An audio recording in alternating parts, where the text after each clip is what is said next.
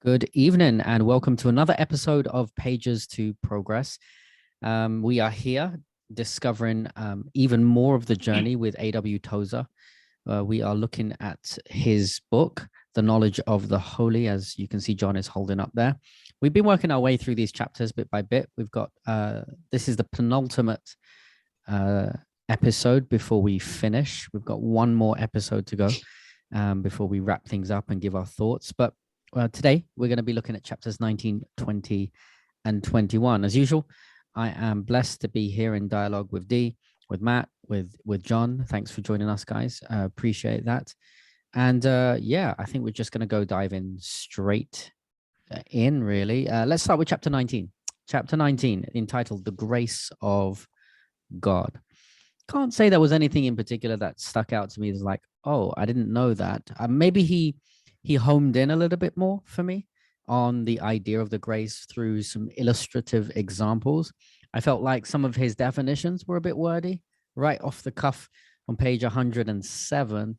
I had to wrap my head around this a couple of times. He says, mercy, God's goodness is, mercy is essentially God's goodness confronting human misery and guilt. Okay, poetic, I get it. Yeah, I guess that's one way to view it. He goes on to say grace is essentially his goodness directed towards human debt and demerit. I don't know. I think we can pick a plethora of words to try and offer for these very complex attributes that we are forever going to try and describe and break down. He does well, I think. I think he didn't do too badly with it. But anyway, those are my initial thoughts on that. I don't know if you guys picked up on those quotes on page 107. Did it do anything for you guys? Yeah, I mean, it really only made sense to me because you have, well, one out of these four words I don't totally understand: misery, guilt, debt, and demerit.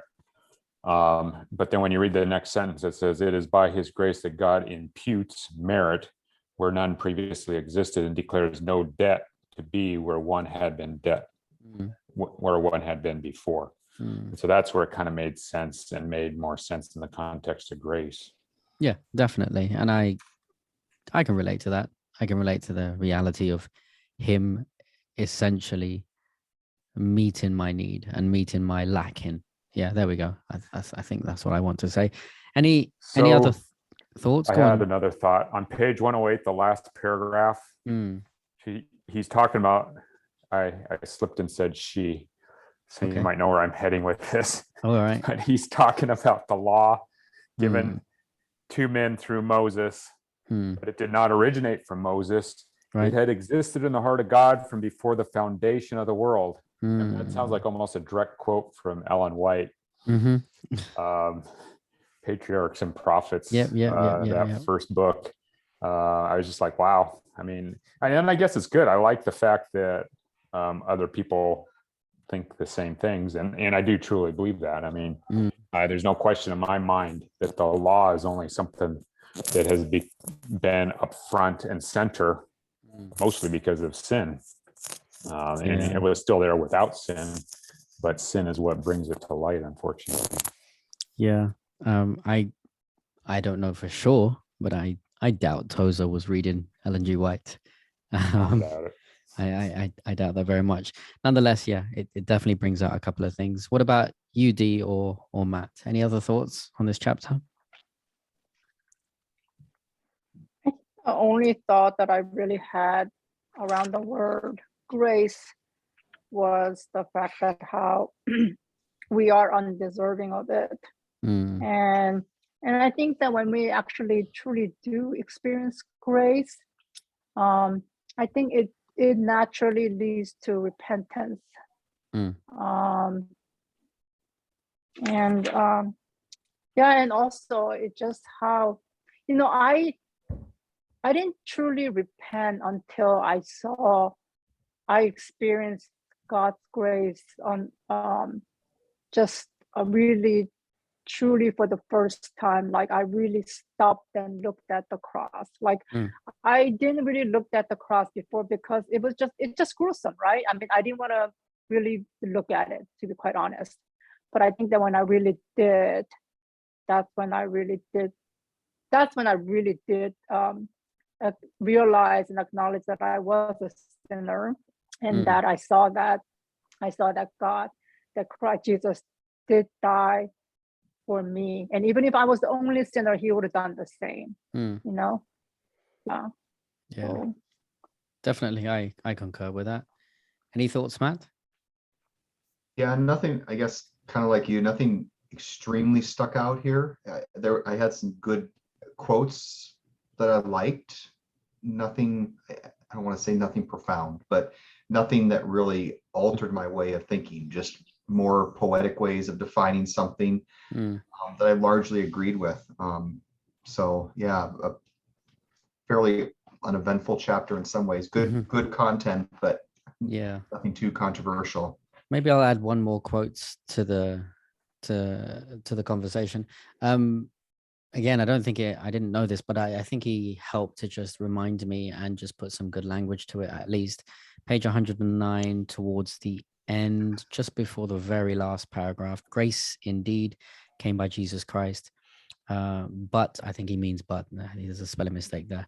But it did not wait for his birth in the manger or his death on the cross before it came operative. You know, I think we don't often think about the activity of grace becoming operative at all. I think we just think it's there, but we kind of attach grace to the cross in many instances because it makes sense. Grace, at least I have grown up to understand that grace is very much tied to the cross.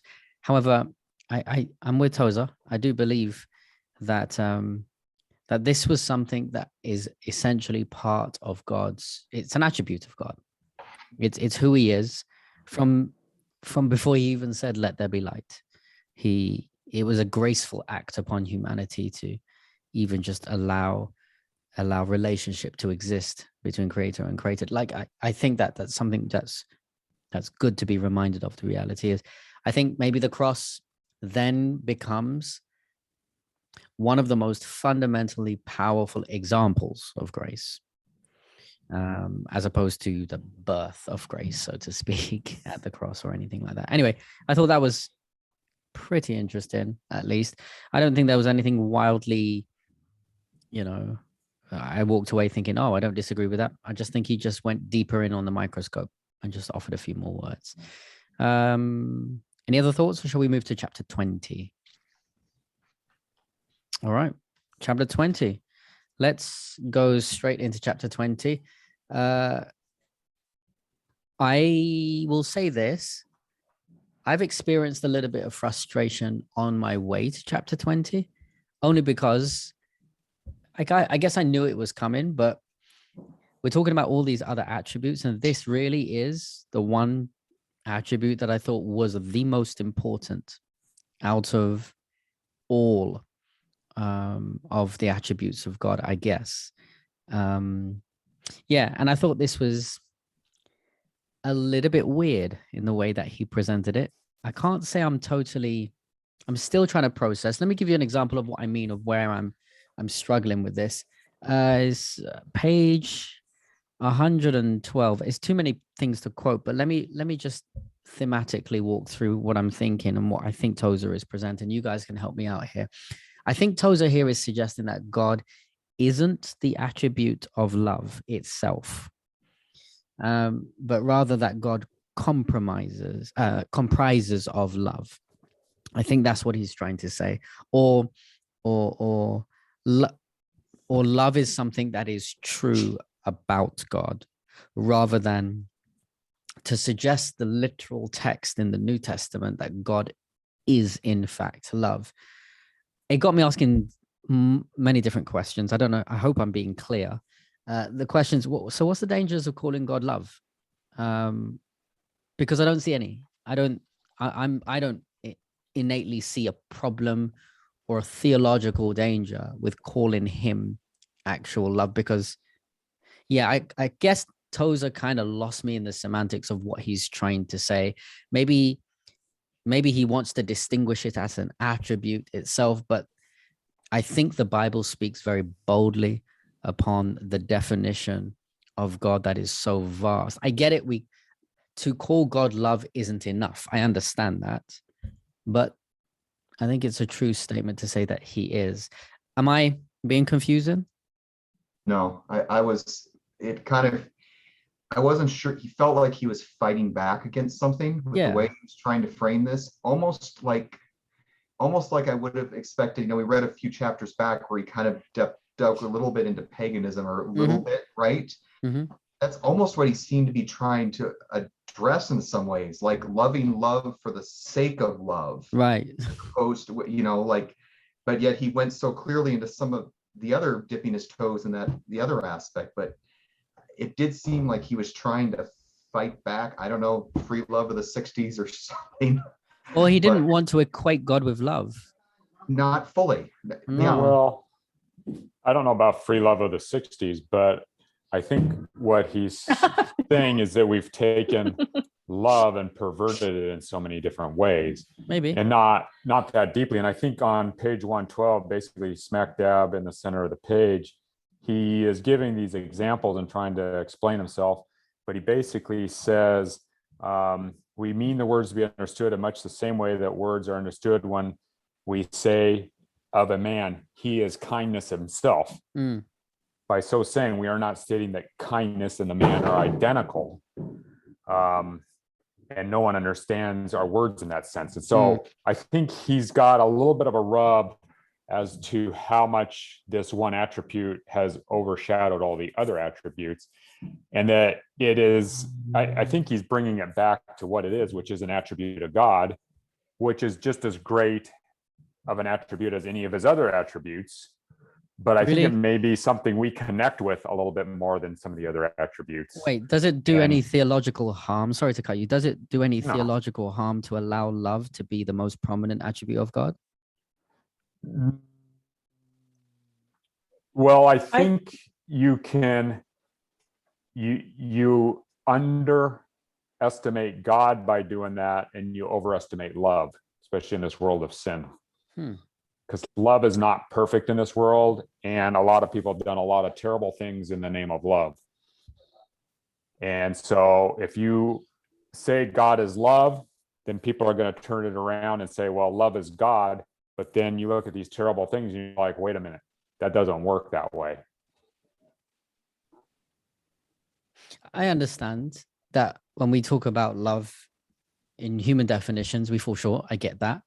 But when we're talking about God, that's not what's in my mind.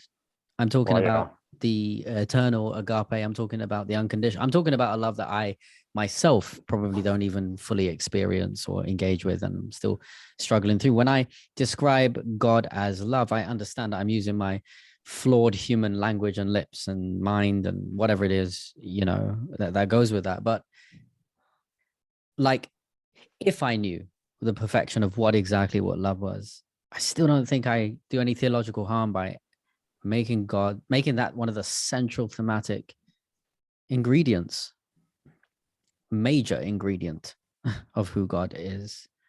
I think in my reading, I think Tozer is saying that love is the main.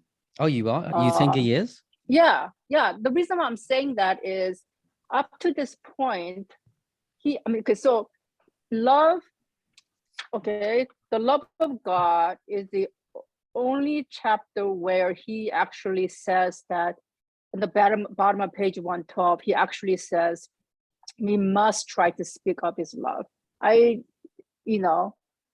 And he says that we all Christians have to try this. Of course, he goes and says we're not very good at it, right? But that we must try to speak of it, and that and in doing so, right, we can show other people as well as be like a personal testimony to bring hope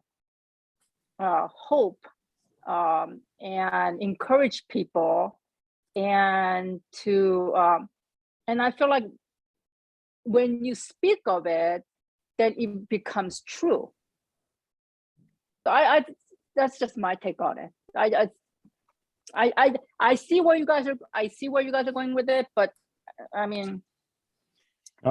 think that's a good point, because he usually comes down fairly hard and keeps things black and white. But at the top of page 113, which is kind of finishing up what D was starting, it says, I can no more do justice to that awesome and wonderful theme, i.e. love, than a child can grasp a star. Right. Still, by reaching toward the star, the child may call attention to it and even indicate the direction one must look to see it. And then he goes to say, that idea with love stretches his heart towards God and encourages him to look up and have hope in God, and hopefully to bring others along in that. And so, no, I don't think that's a bad thing. No, I don't. I guess I felt like Tozer was tiptoeing around a subject that I felt, I don't know, it doesn't drastically change a theological sway left or right for me, because on one hand, yeah, he does recognize that the attribute of love is very important, but me believing that God, the greatest definition that we can ever offer of God is love, does no harm. Like, it's funny at page 113, second paragraph, we do not know, and we may never know what love is, but we can know how it manifests itself. That's a perfect definition of God. That's a perfect definition of we do not know, and we may never know who God is, but we can know how God manifests himself. Like, they're one and the same and interchangeable for me. And I don't know, maybe I'm being so detailed to try and critique him in that way, but I just felt like, again, I'm repeating myself. I'm sorry to repeat myself, but what's the point? It was my thought. Matt, you wanted to say something? Yeah, that one I had underlined, and I guess the thing about going into love, and I'd have to look through a lot of this, the other chapters, saying it's, one of the greatest aspects of God. I think it's, we're called and created to be images of God. Love is one of the attainable aspects that we can have some image of God. We're never going to know it all. We're not going to self-exist forever. Right. There's something about it that is critical for the human race, I guess. And I think it does deserve greater elevation, because it is the one thing here and now that we can, without sounding too old, like, manifest the presence of God to humanity, right? Through, he can, I don't know. So that phrase, the way you kind of say, is we can never know what love is. And yeah, maybe we can't, but I think Jesus does call us to personify that to the rest of the world, and to, exhibit that towards God. So we inherently have to know some of what it is. And I think it is also one of the characteristics that we inherently know, right? Like, no father is going to give his son a snake, right? No matter how evil you are, you love your grandmother, right? I mean, there's that's like this tinge that's still in the evilest of men, I think. So, well, I think that's what makes it so relatable is, I mean, he boldly says, no one can know, what love is, basically, but we all have experienced it to some greater or lesser degree. And it's all kind of within the realm of being something that's achievable to some greater or lesser degree. And you look at the other attributes. I mean, we just talked about the grace of God. I mean, it's kind of hard to define. And you could honestly say some people have never received grace and some people have never given grace.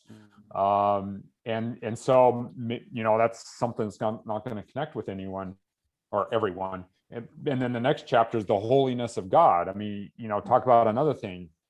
Some people will connect with that. Other people will never connect with that. Right. But love's kind of out there. I mean, of all the attributes, it's kind of, it's the universal language. Yeah. And I mean, and then Paul in 1 Corinthians 13, the love chapter, he does say the greatest of these is love, faith, hope, and love. Well, there's nothing wrong with faith. There's nothing wrong with hope. But the greatest of these is love. I mean, it overcomes a lot of things. It does. It does. I was disappointed with the chapter. Well, I don't think it was as hard hitting as I thought it would be with love. And there was a chapter I wasn't happy with a while back where there were a lot of examples he could have used and he kind of went another direction. And I think that's the same thing here. Maybe it's more of the style of someone coming to the table to present something so accessible, something so relatable, something so powerful, something that we'd all know in the most academic way you can possibly think, where he just literally says A plus B equals C, and therefore D squared equals. And I'm just like, dude, I guess for me, my relationship to love has been something that I've always been striving for, as it's capable.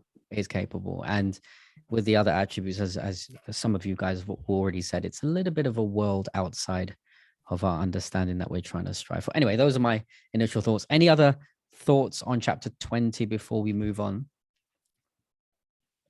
I think the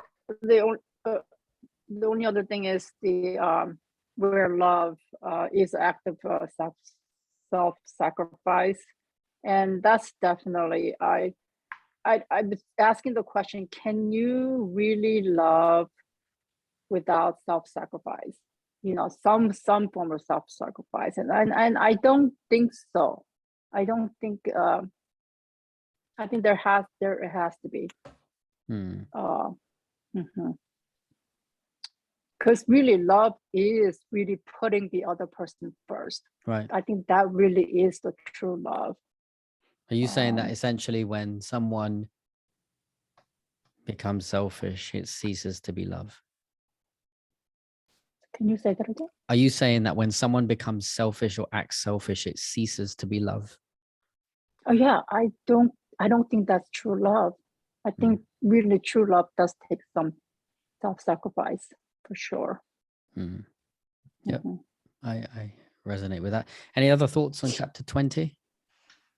If you'll indulge my mathematics, he got me at the end of this chapter. That just he did? Yes, kind of annoyed me here. On 116, he talks about hell, and it's hell is the place where there's no pleasure because there is no love there. And if you're saying that God equals love, then you're saying that hell is a place where there is no God. And we just had a chapter before here saying that God is everywhere. So there's no hell. Thanks for that. I think your Adventist bones started to shake there. Yes. Thanks, Matt. I appreciate that. Chapter 21, the holiness of God. Okay, this is a bit of a funky chapter. Funky in a good and a bad way, I guess, in some respects. This seems to be a complicated attribute that he was trying to explain. I don't think he even tried to, I don't think he described it to a point where I'm just like, yep, I now know what it is exactly. I have a few thoughts about what I think he's trying to say. Help me out, guys, if you think I'm wrong.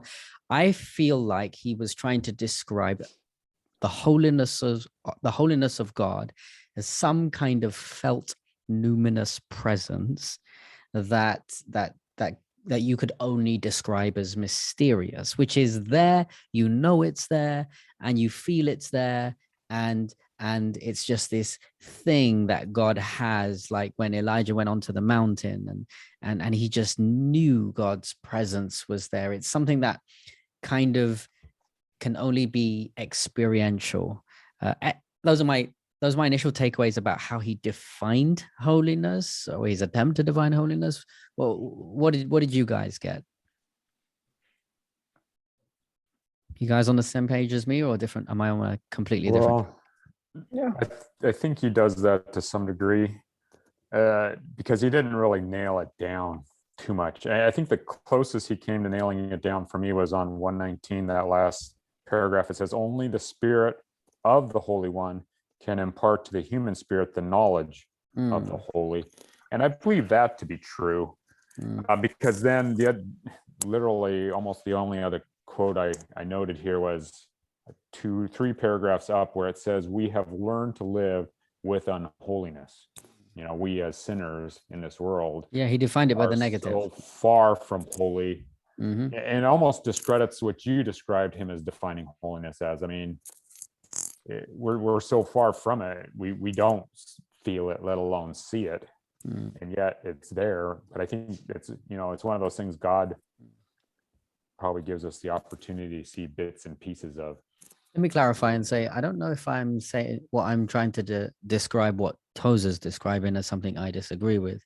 I'm just saying I struggle to understand his desire to define it for me.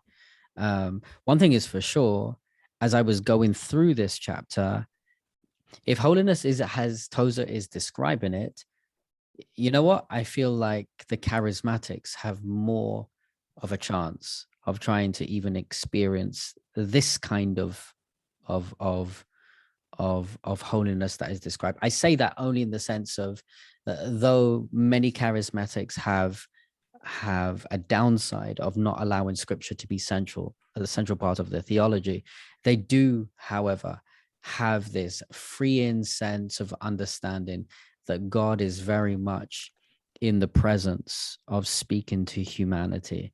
And that's something that I feel like traditional churches sometimes lack in. We're afraid of the Holy Spirit. I'll say that. I think we very much are. We're afraid of the Holy Spirit because we don't want to do anything that looks like the charismatics. And I feel like that has been some of the baggage that we have carried into it. But it challenges me definitely to go deeper into some of the experiential parts of God to really embrace his presence into my life. D, you rolled your eyes. Were you confused? Did you disagree with me? I didn't roll my eye. Oh, the whole world saw you rolling your eyes. Okay. I'm just thinking, like, where'd you get that from? Like what you just described, like this presence, and I don't know where you got that from. Oh, where did I get Tozer describing it as the presence? I can show you. Yeah, I'll give you an example. Where? So page 120, probably in the second paragraph, just a little bit down, he says, in his penetrating study of the holy, he quotes Rudolf Otto and makes a strong case for the presence in the human mind of something he names the I must have numinous. I must have completely missed that page because there's nothing underlined there. Right. He goes on to talk about a sense that there is in the world a vague, incomprehensible something, the mysterium, tremendum, the awesome mystery. Anyway, it goes on and on and on and on and on. So I mean, in the next page on this 121, he says holiness is like God's standard. It's this moral condition, it's moral health. And that's how it describes. And that, I think for me, that's the easiest way for me to understand what this God's holiness is. And if so, given like my simple state, I can see why like I'm completely blind to it. I think that I can think to myself, if I don't do ABCD, or if I am like ABCD, then I can be more holy.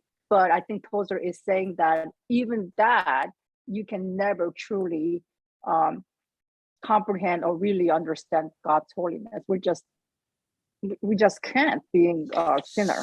So if I might, D, if holiness therefore is defined as a standard, that's what he says here. He says, what's my he question? is that standard. Yes, holy is the way of God. But to be holy, he does not conform to a standard. He is that standard. Right. So he is holy. Right. I'm more comfortable with that. I'm less comfortable. I'm less comfortable with the idea that holiness is the standard for us to attain, because now we start walking down the path of I essentially need to become perfect. Yeah, exactly. I don't think it's something that we can obtain here. Exactly. I'm totally with you. And it shouldn't be the aim of our humanity. I don't think it should be the end goal or aim of it, but I do believe that we should strive toward it. not on our own, not with our own power. I mean, because after all, if we're saying that we want to be like God in our character, if we're trying to, emulate his image in our own lives, then being holy is one of them. We're not quite sure.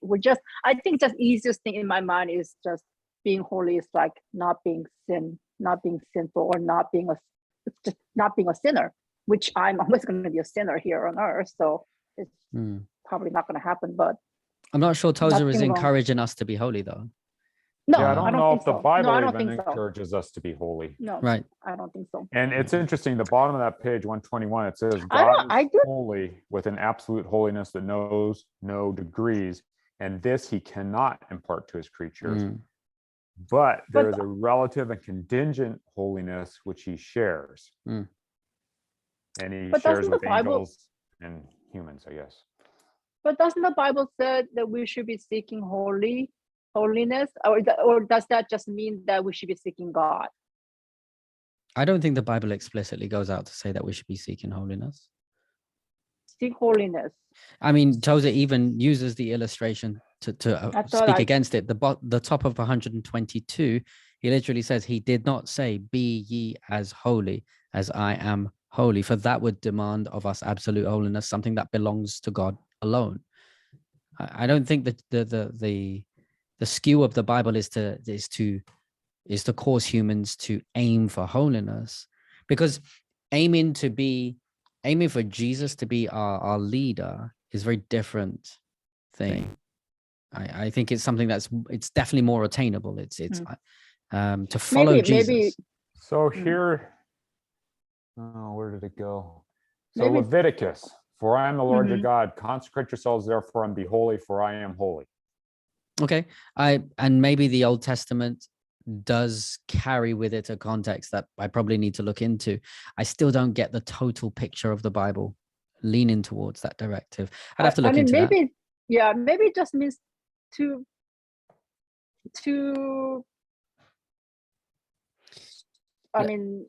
not to sin. Maybe that's what. Let me just clarify this, I don't know. and let me clarify this. I think Matt wants to say something as well. The term holy, at least in the Hebrew and stuff, literally means to separate oneself from something else. That's what it literally means. Well, is that the term holy? Is that the term sacred? Because when we were talking about holy, I was thinking sacred, and then sacred was something that I agree with that definition of the term. I don't know. Okay. You're theologically trained. I think it's really holy as the word holy, but sacred and holy are used interchangeably as the same Hebrew word in many instances, but there are also a few more Hebrew words that are used to describe it. I'm not the expert, but I can definitely say that holy definitely means that. That's not to say that there are other definitions and other words that are used to describe it. Nonetheless, I still don't think that the Bible's total trajectory is to guide us towards, as humans, this is what we should be focusing on. The dangers of that, it essentially creates a movement of perfectionists. Anyway, those are my thoughts. Matt, you wanted to chime in?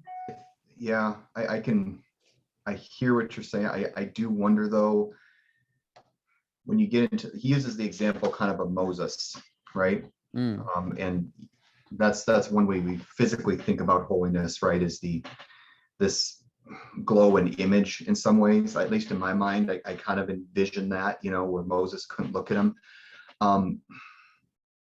But I think where it gets blurred, and I think you could make an argument that God does call us maybe not to exhibit our own holiness, but to reflect the holiness, is the call to be the image of God. And I think that inherently packages with some of the attributes of God that we're called to reflect. And I think you could point a little bit, later in the story of Moses, where he came down from the mountain glowing, like the image of God, because he was up there offering to self-sacrifice himself, his life, for the lives of the sinful Israelites who were down there doing terrible, terrible things. And I think it's through that maybe you can then exhibit. So I could see that there's an argument. I don't know if I'm grounded enough in what I believe to really nail it down myself, but I could see that there's an argument that part of the image of God that we are called to be inherently involves reflecting that holiness through. I think you're onto something. I think that sounds pretty sound. I agree with Matt. Yeah, I think so.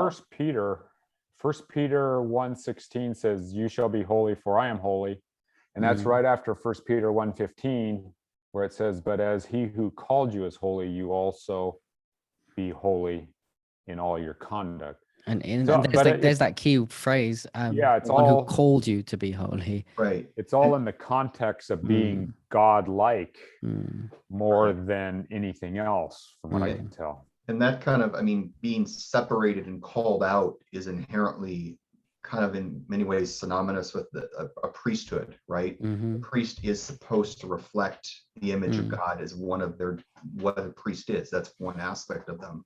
Yeah. And they are called out from the rest of the world. So I can see it. I think we pervert it, though. I think you're right, Sam, that we pervert it very much to assume, and it's very sinful to assume that I can be holy, right? That's grasping for an aspect of God that we can't ever, I can be perfect, and I don't know. Yeah, I think that's true as well. So I think agree.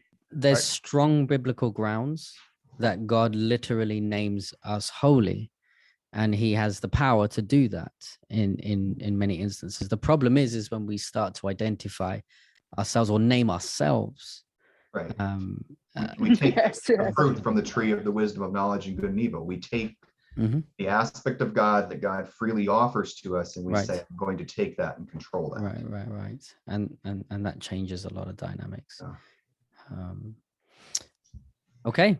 I don't think that conversation has necessarily solved some of the questions of the final chapter, but it has asked some important questions, definitely, for us to go deeper and think about. And Tozer is really trying to push the bar out to help us understand just another aspect of God that we don't always find ourselves in having much depth in, and going to excavate it even more. And maybe that's the purpose of these conversations and reading these books as well, to excavate, to go deeper, to find out and ask those questions. So what do I actually believe? And that's sometimes really helpful when we start to look at different authors, to be able to try and delineate between a bunch of those things. That kind of brings us to the end of this episode for this week. I'm sure there's many things that we could say, but next week we are finishing the book. We have the last 2 chapters to go.